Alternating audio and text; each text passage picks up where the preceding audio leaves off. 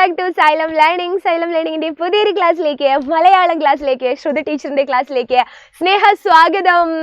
അപ്പോ ഇന്ന് പരീക്ഷ അടുത്തിരിക്കുന്ന സമയത്ത് നിങ്ങൾ നോക്കി നടക്കുന്ന ചില ചോദ്യങ്ങളുമായിട്ടാണ് ഞാനിവിടെ വന്നിരിക്കുന്നത്. എൻ്റെ പേര് ശ്രുതി എന്നാണ്, എല്ലാവർക്കും അറിയാമെന്ന് വിചാരിക്കുന്നു. അപ്പൊ നമുക്ക് പരീക്ഷയെ ചിരിച്ചുകൊണ്ട് നേരിടുന്നത് എങ്ങനെയാണെന്ന് നോക്കാം അല്ലേ? ചിരിച്ചുകൊണ്ട് നേരിടുന്നത് അതിൽ വരുന്ന ചോദ്യങ്ങളും ഒക്കെ നമുക്ക് തറവായിട്ട് കൃത്യമായിട്ട് ആൻസർ ചെയ്യാൻ പറ്റുമ്പോഴാണല്ലോ. അപ്പൊ നമുക്ക് ചിരിച്ചുകൊണ്ട് നേരിടാം. അതിനു മുൻപ് നമ്മുടെ ലൈവ് ക്ലാസ്സുകളൊക്കെ വരുന്നുണ്ട്. Marathon, mega marathon, mini marathon ഒക്കെ ഉണ്ട്. അപ്പോൾ എല്ലാവരും അത് കാണണം കൃത്യമായിട്ട്. വാട്സപ്പ് കമ്മ്യൂണിറ്റി ഗ്രൂപ്പിൽ ജോയിൻ ചെയ്യാത്തവരെ ജോയിൻ ചെയ്യണം കേട്ടോ. അപ്പോൾ ഇതിൻ്റെ താഴെ കൂടെ നമ്മുടെ സ്ക്രോൾ പോകുന്നുണ്ട്. ഓരോ ക്ലാസ്സിൻ്റെയും സ്ക്രോൾ ഇതാ ഇങ്ങനെ പോയിക്കൊണ്ടിരിക്കുന്നുണ്ട്. അത് നമ്മുടെ ബാച്ചിലേക്ക് ജോയിൻ ചെയ്യാനുള്ള ഒരു നമ്പറൊക്കെ അതിലുണ്ടാവും.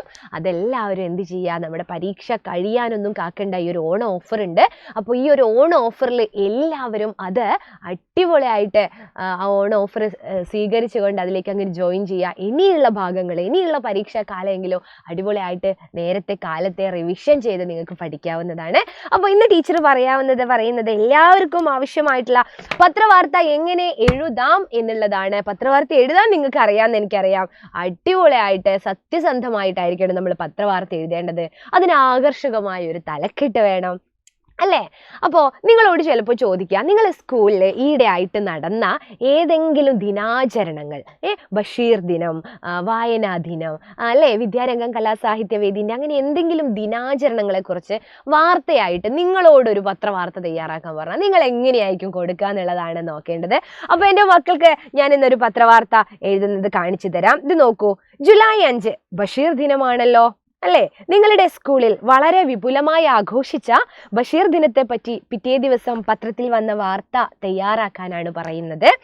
അപ്പൊ നമ്മൾ വാർത്തയൊന്ന് തയ്യാറാക്കി നോക്കാം അല്ലേ? അപ്പോ ആദ്യം ടീച്ചർ പറഞ്ഞു എന്ത് വേണം, നല്ലൊരു ടൈറ്റിൽ വേണം. ഇതാ ടീച്ചർ കൊടുത്തു, അക്ഷര സുൽത്താന്റെ ഓർമ്മകളിലൂടെ. അക്ഷര സുൽത്താൻ ആരാണ്? ബഷീറാണല്ലേ, വൈക്കം മുഹമ്മദ് ബഷീറാണ് അക്ഷര സുൽത്താൻ. അപ്പൊ അക്ഷര സുൽത്താന്റെ ഓർമ്മകളിലൂടെ നിങ്ങളെ സ്കൂളിൽ എന്താണ് ആ ദിവസം നടന്നത് എന്ന് നിങ്ങൾക്ക് സങ്കല്പിച്ചെഴുതാം. ഒരു മോഡൽ, ഒരു മാതൃക മാത്രം ടീച്ചർ തരാം കേട്ടോ. പത്രവാർത്ത ഒരു ഷുവർ ക്വസ്റ്റ്യൻ ആണ്, മറക്കില്ലേ? അപ്പൊ സ്വന്തം ലേഖകൻ, നിങ്ങൾ തന്നെയാണല്ലോ കാര്യങ്ങൾ കൊടുക്കുന്നത്. അപ്പൊ സ്വന്തം ലേഖകൻ എന്ന് എഴുതി. പിന്നെ ഇതാ ഇവിടെ വളരെ പ്രധാനപ്പെട്ട ഒരു കാര്യം എഴുതേണ്ടത് സ്ഥലമാണ്. അപ്പൊ ഞാൻ എപ്പോഴും എൻ്റെ സ്ഥലം വിട്ടൊരു കളിയില്ല. എൻ്റെ സ്ഥലം കോഴിക്കോട് ജില്ലയിലെ മേപ്പയൂർ എന്ന് പറയുന്ന സ്ഥലത്താണ്, മേപ്പയൂർ. അപ്പൊ ഞാൻ എഴുതുകയാണേ, GVHSS മേപ്പയൂർ സ്കൂളിലെ വിദ്യാരംഗം കലാസാഹിത്യ വേദിയുടെ ഭാഗമായി വളരെ വിപുലമായി ബഷീർ ദിനം ആചരിക്കുകയുണ്ടായി. സ്കൂളിലെ മുൻ അധ്യാപകനും ബാലസാഹിത്യകാരനുമായ മനോജ് മണിയൂർ പരിപാടി ഉദ്ഘാടനം ചെയ്തു. ബഷീറിയൻ ശൈലിയെ എന്തുകൊണ്ടാണ് സാധാരണ ജനങ്ങൾ ഏറ്റെടുത്തതെന്ന് ഓരോ കുട്ടിക്കും മനസ്സിലാവും വിധം വളരെ ലളിതമായി അദ്ദേഹം വിശദീകരിക്കുകയുണ്ടായി. പാത്തുമ്മയുടെ ആടും, ആനവാരി രാമൻ നായരും, പൊൻകുരിശ് തോമായും, എട്ടുകാലി മമ്മൂഞ്ഞും, സാറാമ്മയും, കേശവൻ നായരും തുടങ്ങി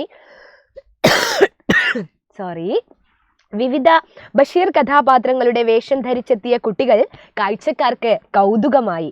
ആ ദിവസം നിങ്ങൾ അങ്ങനെ ബഷീറിന്റെ പല കഥാപാത്രങ്ങളായിട്ട് പോകാറില്ലേ? അതൊക്കെ നമുക്ക് അങ്ങനെ എഴുതാം. ബഷീർ ഡോക്യുമെന്ററി പ്രദർശനവും സിനിമാ പ്രദർശനവും നടന്ന പരിപാടിയിൽ വിദ്യാരംഗം കലാസാഹിത്യവേദി കൺവീനർ സുജയ ടീച്ചർ നന്ദി പറഞ്ഞു. ഇത് ഒരു വാർത്തയാണ്. ഇനിയിപ്പോൾ ഇതിൽ നിങ്ങൾക്ക് ഇനിയും കുറച്ചുകൂടെ കാര്യങ്ങൾ, ഞങ്ങളുടെ സ്കൂള് അടിപൊളി വേറെയും പരിപാടികൾ ഉണ്ടായിരുന്നു എന്നൊക്കെ കൊടുക്കണമെന്നുണ്ടെങ്കിൽ അതൊക്കെ മക്കൾക്ക് ഇതിൽ ആഡ് ചെയ്യാവുന്നതാണ്. അപ്പോൾ ഇതുപോലുള്ള ചോദ്യങ്ങളുമായി ടീച്ചർ ഇനിയും വരാം. ഇപ്പോൾ സ്നേഹത്തോടെ ശ്രുതി ടീച്ചർ വിട പറയുകയാണ്. മറ്റൊരു വീഡിയോയിൽ കാണാം. അതുവരേക്കും ബൈ.